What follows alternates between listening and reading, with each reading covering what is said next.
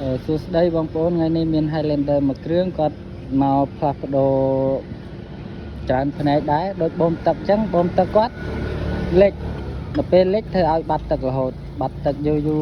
ទៅអាហ្នឹងបើយើងអត់តាមដានធ្វើឲ្យឆេះដល់រងក្បាលកន្លះ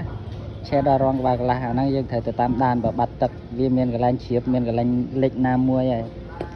ហើយជើងម៉ាស៊ីនមុខក៏ដាច់អស់ហើយយើងត្រូវការផ្លាស់ប្ដូរថ្មីអាហ្នឹងតែអត់ដូរថ្មីធ្វើឲ្យម៉ាស៊ីនយើងញាក់ដាក់លេខទៅរៀងញាក់ម៉ាស៊ីនអាហ្នឹងយើងក៏ផ្លាស់ប្ដូរថ្មីដែរហើយនឹង DJ គាត់កាំងអាហ្នឹងយើងផ្លាស់ប្ដូរថ្មីបើយើងអត់ផ្លាស់ប្ដូរថ្មីទេអាហ្នឹងវាអត់បន្តឹងខ្សែពៀនយើងទេអាហ្នឹងធ្វើឲ្យខ្សែពៀនកាន់តែធូរយូរទៅអាចដាច់ខ្សែពៀនឬក៏វាលាន់អញ្ចឹងទៅអាហ្នឹងយើងត្រូវការផ្លាស់ប្ដូរថ្មី